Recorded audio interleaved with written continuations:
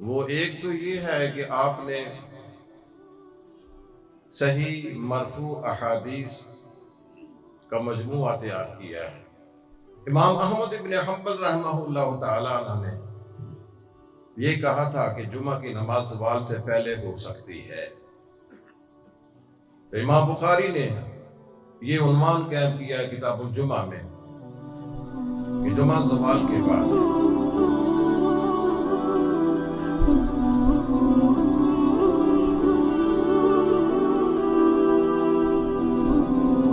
السلام علیکم ورحمۃ اللہ وبرکاتہ۔ الحمد للہ وحدہ والصلاة والسلام علی من لا نبی بعدہ۔ اعوذ باللہ السمیع العلیم من الشیطان الرجیم واجعل لی لسان صدق فی الآخرین واجعلنی من ورثۃ جنۃ النعیم۔ معزز علماء کرام و طلباء اعظام اور قابل صد احترام سامعین اور سامعات، یہ مجلس تکمیل صحیح بخاری کے سلسلہ میں منعقد کی جا رہی ہے۔ آپ لوگ جانتے ہیں کہ کتاب اللہ کے بعد اگر اس عالم رنگ و بو میں کوئی صحیح ترین مجموعہ ہے تو وہ صحیح بخاری کا ہے۔ میں نے یہ آیت کریمہ جو پڑھی ہے یہ سیدنا ابراہیم علیہ السلام کی ایک دعا کا حصہ ہے۔ انہوں نے اللہ رب العزت سے یہ دعا کی تھی کہ اللہ میرے لیے میرے جانے کے بعد دنیا میں اچھا نام ہو، لوگ مجھے اچھے الفاظ سے یاد کریں۔ اور آج ہم دیکھتے ہیں کہ کوئی بھی مذہب ایسا نہیں ہے جو ابراہیم علیہ السلام کو اچھے الفاظ سے نہ یاد کرتا ہو۔ بعض حضرات ایسے ہوتے ہیں کہ انہیں گزرے ہوئے صدیاں بیت جاتی ہیں لیکن ان کی یاد سینوں میں تازہ رہتی ہے۔ ان میں سے ایک امام بخاری رحمہ اللہ تعالی ہے، اور ان کی یہ جو یاد ہے اس صحیح بخاری کی بنا پر ہے۔ عام طور پہ صحیح بخاری کی جو مقاصد بیان کیے جاتے ہیں وہ ایک تو یہ ہے کہ آپ نے صحیح مرفوع احادیث کا مجموعہ تیار کیا ہے۔ اصل آپ کا مقصد تو یہی تھا، اس میں جو موقوف آثار ہیں وہ صرف تائید کے لیے ہیں، اور دوسرا مقصد یہ بیان کیا جاتا ہے کہ اس سے مسائل کا استنباط اور استخراج ہے، اور تیسرا مقصد یہ بھی بیان کیا جاتا ہے کہ اس سے مسائل اخذ کرنے کا طریقہ بتلانا بھی مقصود ہے،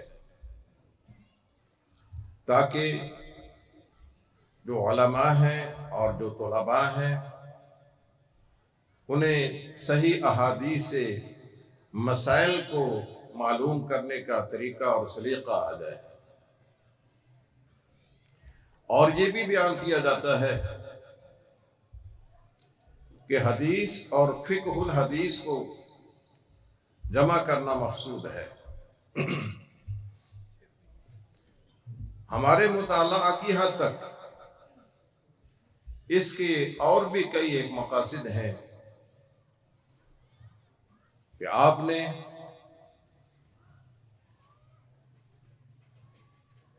تحریک آزادی فکر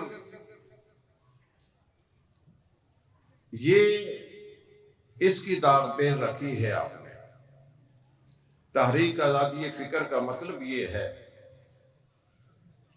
کہ جس وقت امام بخاری جس دور میں آپ موجود تھے، اس وقت احبار و رہبان کے اقوال کو وحی کا درجہ دیا جاتا تھا،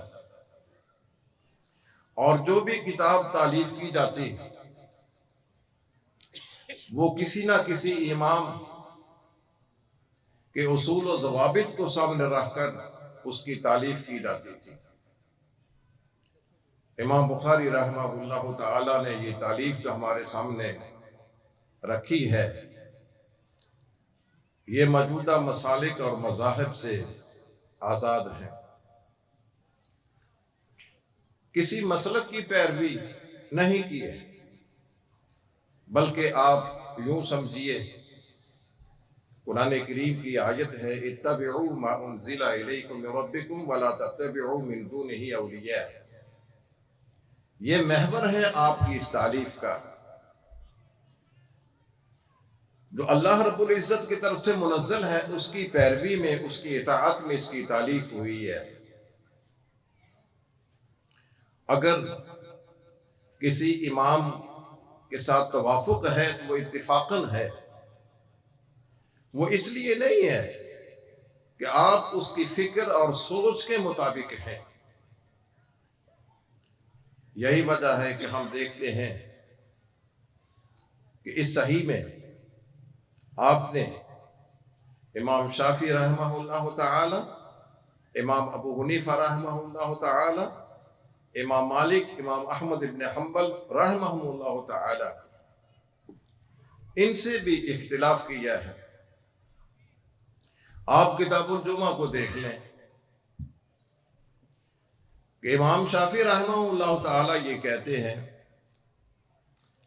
کہ جمعہ کے لیے کم از کم 40 آدمی ہونے چاہیے۔ امام بخاری نے کتاب الجمعہ میں ایک عنوان قائم کیا ہے کہ یہ تعداد خود ساختہ ہے۔ رسول اللہ صلی اللہ علیہ وسلم نے ایک دفعہ نماز جمعہ پڑھائی تھی تو آپ کے پیچھے 12 آدمی تھے، جن میں حضرت ابو بکر صدیق بھی تھے، عمر فاروق بھی تھے۔ تو اگر 12 آدمیوں کی جماعت صحیح ہو سکتی ہے تو 40 کی پابندی لگانا چاہیے معنی دارت۔ اسی طرح امام ابو حنیفہ رحمہ اللہ تعالی یہ کہتے ہیں کہ جمعہ کے لیے کسی شہر کا ہونا ضروری ہے جہاں اتنی دکانیں ہوں، اتنی عدالتیں ہوں۔ وہ چند ایک شرائط کے ساتھ اس کو مقید کرتے ہیں۔ امام بخاری نے اپنی صحیح میں کتاب الجمعہ میں ہی ایک عنوان قائم کیا ہے الجمعہ فی القری والمدن، کہ جمعہ جو ہے وہ بستیوں اور شہروں میں ادا کیا جا سکتا ہے۔ اور اس کے لیے آپ نے دلیل یہ دی ہے کہ مسجد نبوی کے بعد پہلا جمعہ جو ادا کیا گیا وہ بحرین کے علاقہ میں جواسہ نامی بستی میں تھا، وہ قریہ کا لفظ آتا ہے۔ اس لیے یہ جو شرائط لگائی جاتی ہیں یہ صحیح نہیں ہے۔ امام احمد ابن حنبل رحمہ اللہ تعالی عنہ نے یہ کہا تھا کہ جمعہ کی نماز زوال سے پہلے ہو سکتی ہے۔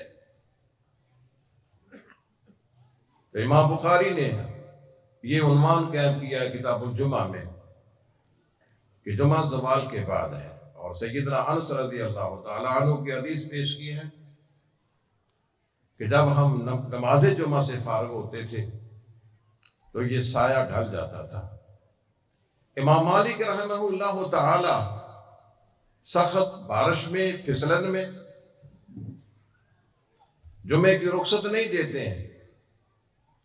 امام بخاری نے ایک عنوان قائم کیا ہے کہ جب جمعہ ایسی دن آئے جو بارش کی بنا پر لوگوں کا آنا جانا مشکل ہو، پھسلن ہو، تو جمعے کی رخصت ہے۔ سیدنا عبداللہ ابن عباس کا یہ ایک عمل پیش کیا ہے کہ جمعہ باقی بہت ضروری ہے، لیکن ایسے حالات میں میں نہیں چاہتا ہوں کہ تمہیں اس حال میں تمہیں جمعے کے لیے بلایا جائے کہ تم پھسلتے ہوئے آؤ مسجد میں۔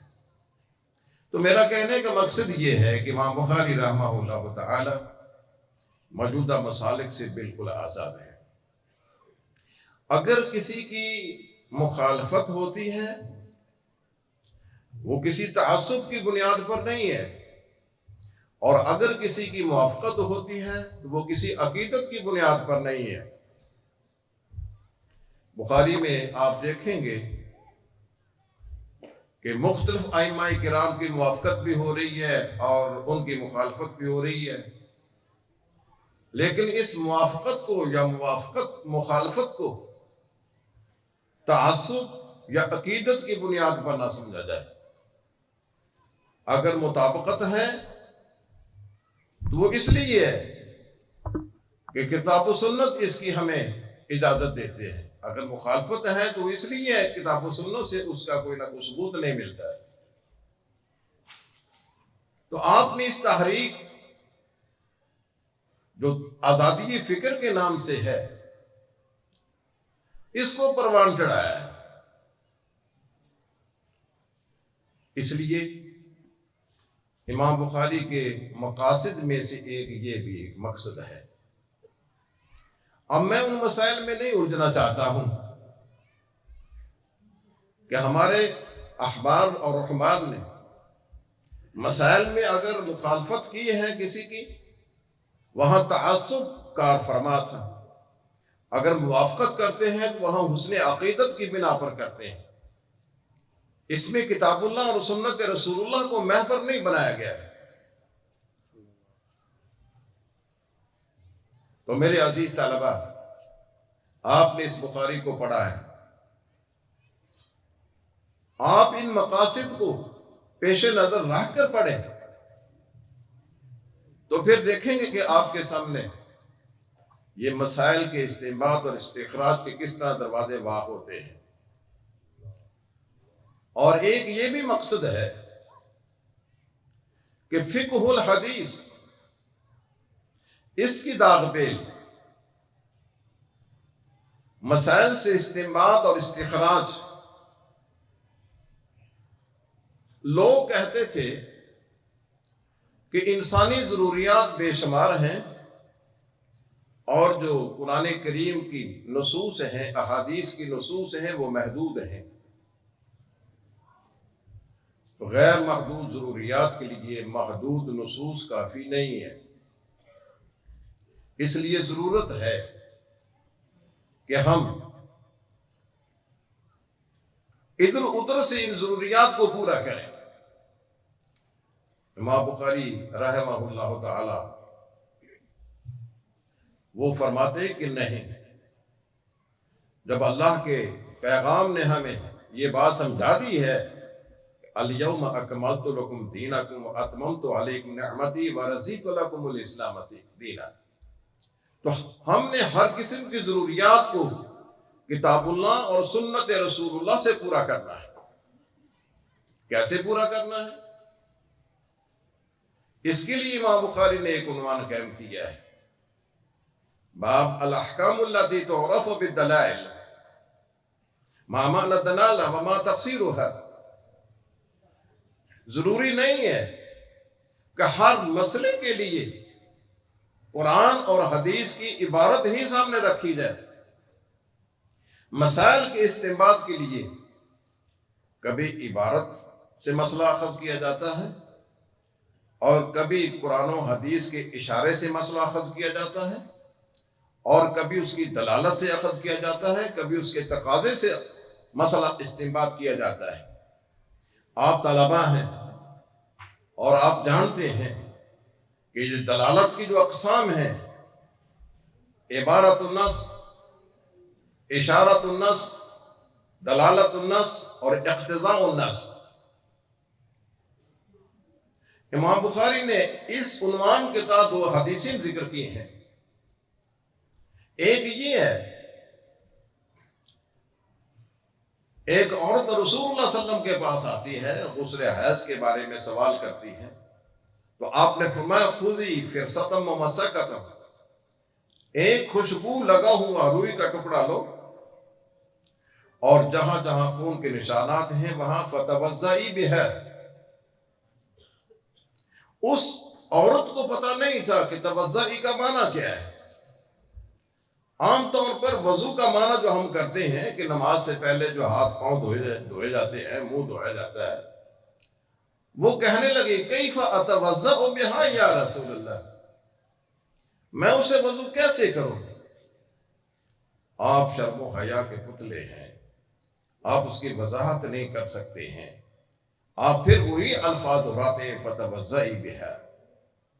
سیدہ عائشہ رضی اللہ تعالی عنہ جو بڑی زیرک سمجھدار صاحب بصیرت خاتون تھیں، وہ رسول اللہ صلی اللہ علیہ وسلم کی مراد اور مقصد کو سمجھ جاتی ہیں، اس عورت کا بازو پکڑا اور اس کو الگ جا کر سمجھا دیا کہ جہاں جہاں خون کے اثرات ہیں وہاں اس کو لگا دو تاکہ ناگواری ختم ہو جائے۔ توضئی کا معنی سمجھا دیا ہے۔ اس کو وہ کہتے ہیں دلالت لغوی یا عقلی۔ پھر ایک اور حدیث بیان کرتے ہیں، گھوڑوں کی 3 اقسام ہیں جو گھوڑے رکھتے ہیں، ایک تو ان کے لیے باعث اجر و ثواب، اور ایک ان کے لیے پردہ پوشی، اور ایک ان کے لیے گناہ۔ جو گھوڑے رکھتے ہیں اس لیے کہ جہاد فی سبیل اللہ کے لیے کام آئے، ان کے لیے تو وہ باعث ثواب ہیں، اور جو اپنی ضرورت کے لیے رکھتے ہیں اور دوسروں کی ضرورت کو بھی پورا کرتے ہیں، یہ ان کے لیے پردہ پوشی ہے، اور جو دکھلاوے اور ریاکاری کے لیے رکھتے ہیں ان کے لیے وہ گناہ ہے۔ کسی نے سوال کر دیا یا رسول اللہ یہ گدھوں کے بارے میں کیا ہے؟ رسول اللہ صلی اللہ علیہ وسلم نے فرمایا اس کے بارے میں مجھ پر کوئی آیت نہیں اتری ہے، وہ حکم نہیں آیا ہے، ایک آیت منفرد قسم کی ہے، اس کے عموم میں اس کو داخل کیا جا سکتا ہے۔ فَمَن يَعْمَلْ مِثْقَالَ ذَرَّةٍ خَيْرٍ يَرَهُ وَمَن يَعْمَلْ مِثْقَالَ ذَرَّةٍ شَرٍّ يَرَهُ۔ اس آیت کے عموم میں آپ نے ایک خصوصی حکم کو داخل فرمایا، اس کو دلالت شرعی کہتے ہیں۔ یہ دلالت کی اقسام، یہ امام بخاری نے ہمیں یہ آگاہ کیا ہے۔ اگر مسائل کو آپ نے سمجھنا ہے، استنباط کرنا ہے، تو آپ دلالت کو سامنے رکھیں۔ ضروری نہیں ہے، ہمارے اہل حدیث کا یہ مزاج ہے کہ ہم کوئی مسئلہ کو بیان کرتے ہیں تو سوال یہ آتا ہے کہ اس کے بارے میں وہ قرآن کی آیت یا حدیث پیش کرے۔ ضروری نہیں ہے کہ کوئی مسئلہ آپ کو قرآن کریم کی آیت سے یا حدیث سے ہی پتہ چلے، اس کی دلالت بھی کی کئی اقسام۔ اس کا نتیجہ یہ نکلا ہے، امام بخاری آپ دیکھتے ہیں کہ ایک ایک حدیث سے 20 مسائل کا استنباط کرتے ہیں ان دلالتوں کی وجہ سے۔ یہ حدیث بریرہ ہے، مشہور ہے،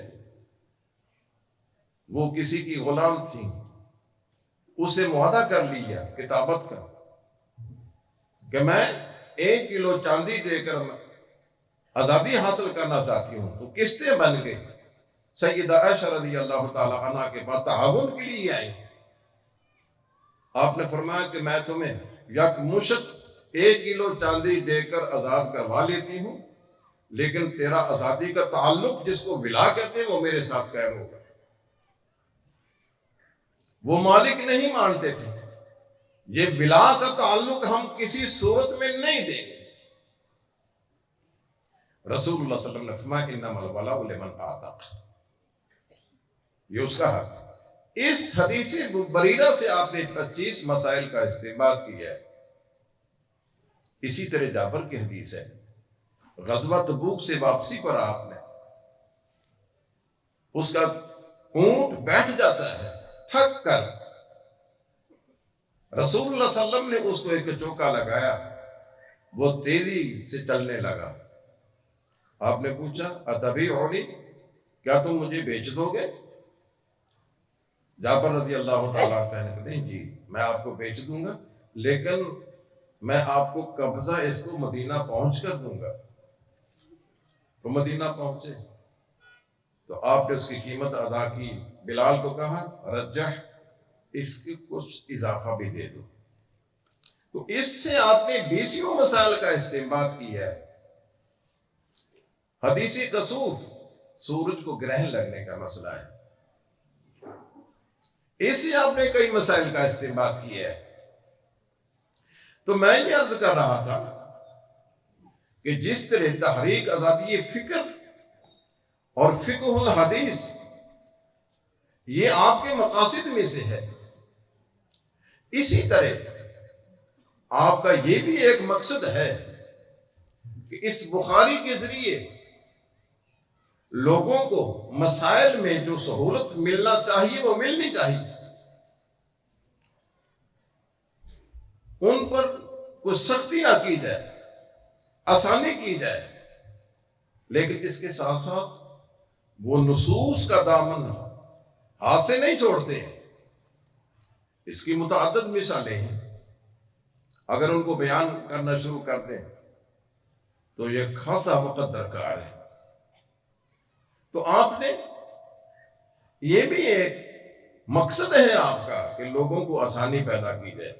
سیدنا ابو موسیٰ اشعری اور حضرت علی رضی اللہ تعالی عنہ جب آپ نے ان کو یمن بھیجا ہے گورنر بنا کر، ایک بالائی حصے کا گورنر تھا، ایک نشیبی علاقے کا گورنر، ان کو باقاعدہ یہ ہدایت دی ہے یسرا ولا تعسرا، لوگوں پر آسانی کرنا ہے، ان پر تنگی اور تکلیف ان کو نہیں دینا ہے.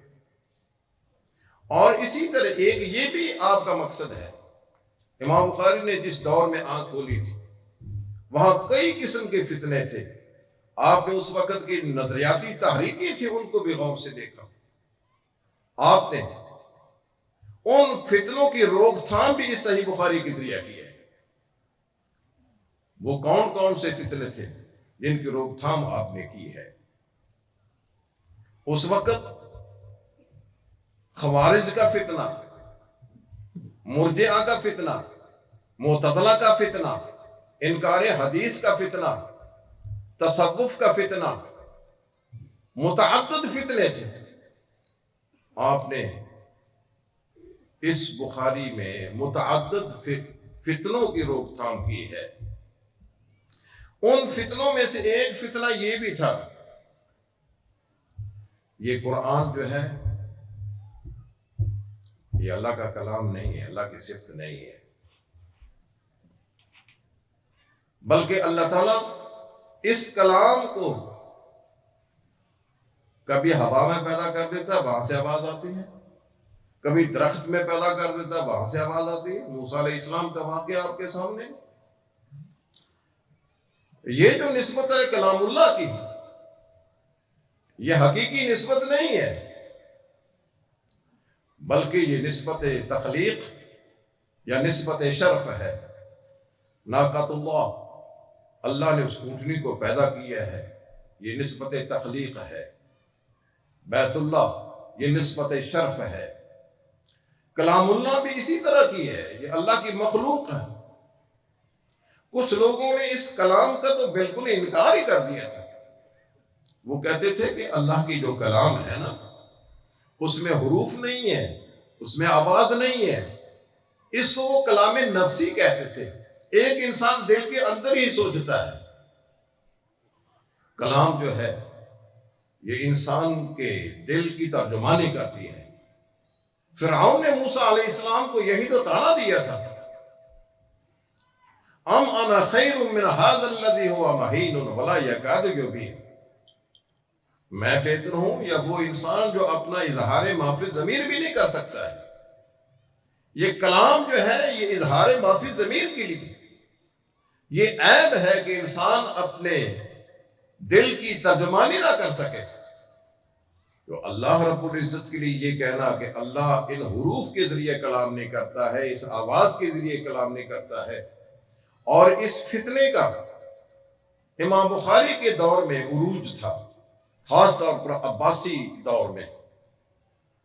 امام بخاری نے ڈنکے کی چوٹ اس کی تردید کی ہے. یہ جو کتاب توحید ہے نا، اس میں کئی ایک فتنوں کو آپ نے بند کیا ہے.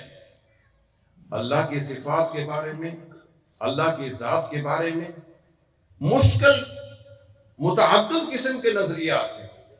اللہ کی ذات کے بارے میں نظریات تھے، کوئی اللہ کی ذات کو سرے سے مانتا ہی نہیں تھا، وہ اللہ کی ذات کو مانتا تو تھا لیکن وہ یہ کہتا تھا کہ وہ آدم کے اندر حلول کر گئی تھی، کوئی یہ کہتا تھا کہ وہ محمد صلی اللہ علیہ وسلم کی ذات میں حلول کر چکی تھی، کوئی یہ کہتا تھا کہ ہر انسان کے اندر اللہ کی ذات ہے، کوئی بدبخت اس سے بڑھ گیا، وہ کہتا تھا کہ مخلوق کی ہر نوع میں اللہ کی ذات ہے، اور کوئی سرے سے انکار ہی کر دیتے تھے۔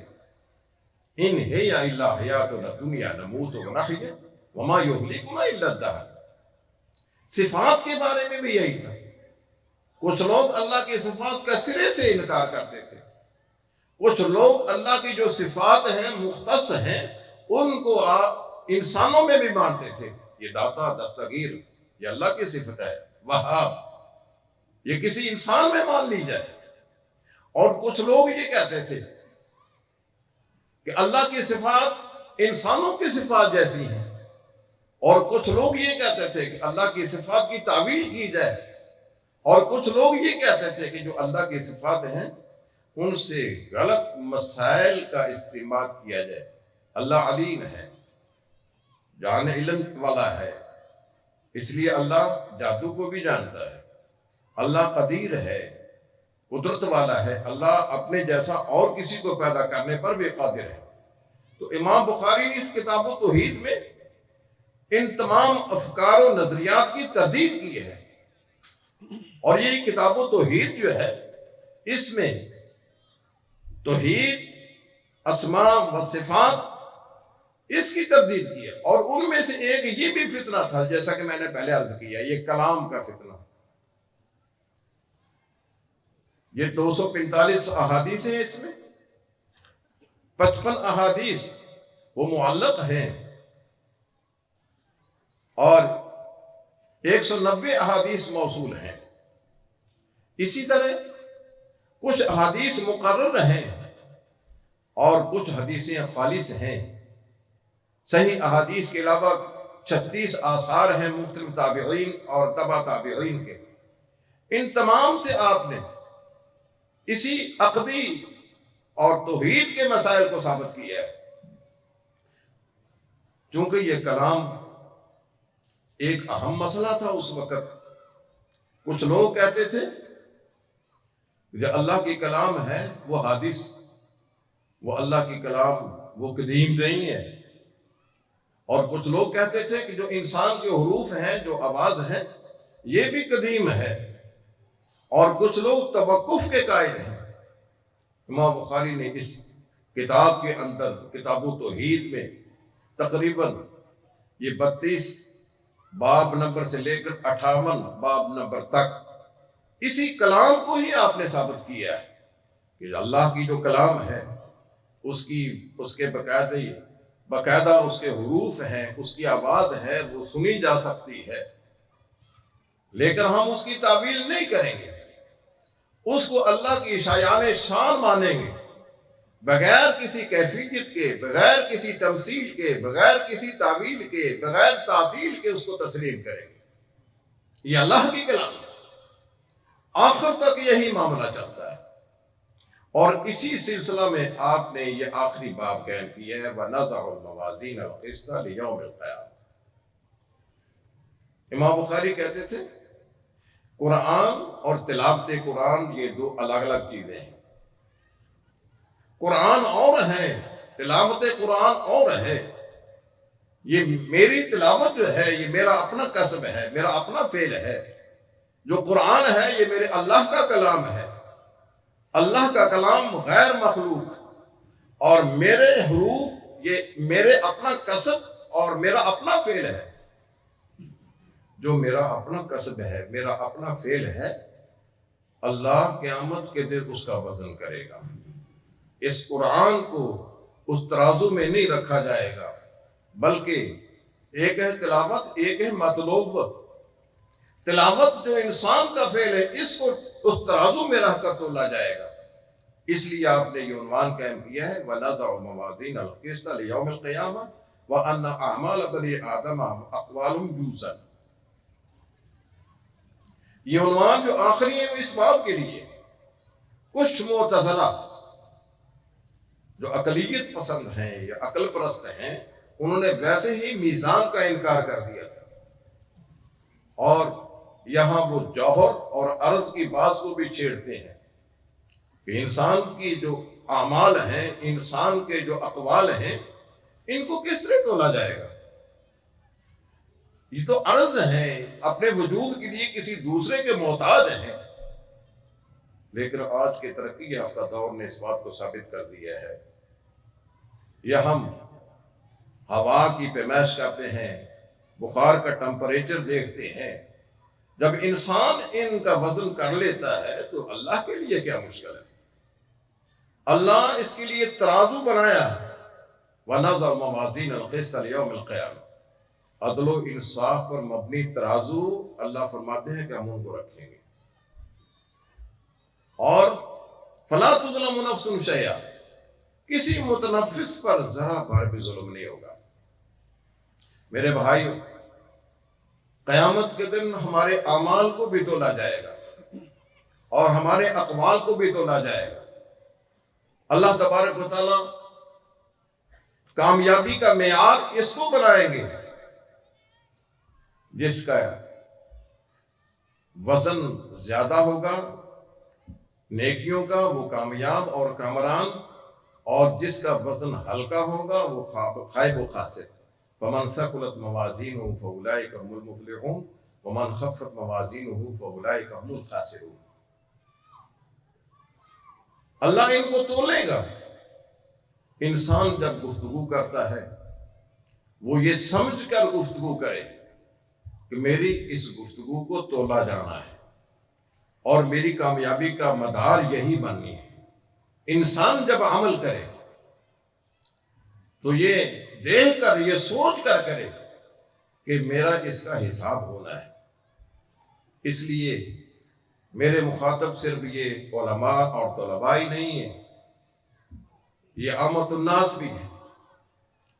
اس بنا پر ہم یہ کہتے ہیں یہ جو ہمارے اعمال ہیں یا ہمارے اقوال ہیں، یہ ویسے ہوا میں نہیں تحلیل ہو جاتے ہیں، بلکہ اس پر نجات کا دار و مدار ہے۔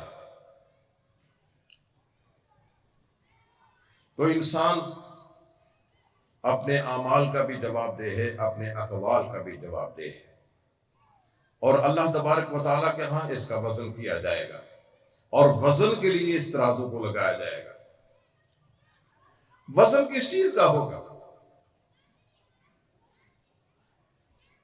الوزن یومئذ الحق، اس عمل میں، اس بات میں حق بات کا وزن ہوگا۔ امام بخاری نے جو پہلی حدیث لایا، حدیث نیہ جسے کہتے ہیں، اس نیت کی بنیاد اخلاص ہے۔ اسی طرح آخری حدیث جو ہے، اسے حدیث وزن کہتے ہیں، اس کی بنیاد توحید ہے۔ جس عمل میں توحید نہیں ہے اس کا وزن بھی نہیں ہوگا، اور جس نیت میں اخلاص نہیں ہے اس نیت کا بھی کوئی اعتبار نہیں ہے۔ اس لیے اپنے اعمال میں وزن پیدا کرنے کے لیے ایمان کو پیدا کیجئے اور توحید کو پیدا کیجئے، اس کے بغیر تمہارے اعمال میں وزن نہیں ہوگا۔ سیدنا ثوبان رضی اللہ تعالیٰ عنہ بیان کرتے ہیں کہ رسول اللہ صلی اللہ علیہ وسلم نے فرمایا، کچھ لوگ قیامت کے دن اللہ کے حضور پیش ہوں گے اور ان کے اعمال تہامہ علاقے کے سنگریزوں جتنے ہوں گے۔ تہامہ ایک علاقہ ہے جہاں بہت بڑے بڑے پہاڑ ہیں، سفید رنگ کے پہاڑ، ان کے اعمال جسامت میں بہت بڑے بڑے ہیں، لیکن جب ان کو ترازو میں رکھ کر تولا جائے گا تو ان کا وزن سلب کر لیا جائے گا۔ صحابہ کرام کو بڑی تشویش ہوئی، عرض کیا، صف ہم لنا یا رسول اللہ، یا رسول اللہ ان کا کیا اوصاف، وہ کیا کام عمل بھی کرتے ہیں لیکن ان کے کام نہیں آتے۔ قرآن کریم میں بھی ہے نا، تو کچھ لوگ کام کرتے کرتے عاملۃ ناصبہ تصلیٰ نار حامیہ. آپ نے فرمایا کہ جب وہ لوگوں کے اندر بیٹھ کر نیکی کریں گے نا بھاگ دوڑ کر، اور جب ان کو علیحدگی میسر ہوگی انتہکوا بمحارم اللہ، پھر وہ اللہ تعالیٰ کی حرمتوں کو پامال کریں گے. اس لیے میرے عزیز طلباء اور میرے عزیز سامعین، کام کریں، نیکی کا کام اس کو سنبھال کے رکھیں. خلوت اور جلوت میں کوئی فرق نہیں ہونا چاہیے. اسی طرح اور بھی کئی لوگ ہیں جن کے اعمال سے وزن کو سلب کر لیا جائے گا. دو قسم کے لوگ ہیں، ان کے لیے ترازو نہیں لگایا جائے گا. ایک وہ جو 70,000 کی تعداد ہے، وہ جنت میں جائیں گے بغیر حساب کے سیدھے جنت میں جائیں گے. اور ایک وہ جو بنیادی قسم کے کافر ہیں، ان کے بارے میں فرمایا فَلَا نُقِيمُ لَهُمْ يَوْمَ الْقِيَامَةِ وَزْنًا، ان کا وزن بھی نہیں کیا جائے گا، ان کو سیدھا جہنم میں بھیج دیا جائے گا. یہ دو مستثنا ہیں، باقی سب کے سب انہوں نے اس مرحلے سے گزرنا ہے کہ ان کے اعمال کا وزن کیا جائے گا. تو امام بخاری نے اس عنوان سے یہی بات ثابت کی ہے کہ ترازو بھی ہے اور اعمال اور اقوال کو تولا جائے گا، اور پھر حق کی بنیاد پر ان کو کامیاب یا کامران قرار دیا جائے گا. آپ حضرات بھی اس بات کا خاص خیال رکھا کریں کہ اپنی بات کرتے وقت، اپنا عمل کرتے وقت کوشش کریں اس میں اخلاص ہو اور توحید ہو، تاکہ آپ کے اعمال میں وزن پیدا ہو اور قیامت کے دن کامیابی کا باعث بن جائے. اللہ تعالیٰ عمل کی توفیق عطا فرمائے. وَأَقُولُ قَوْلِي هَذَا وَآخِرُ دَعْوَانَا الْحَمْدُ لِلَّهِ رَبِّ الْعَالَمِينَ.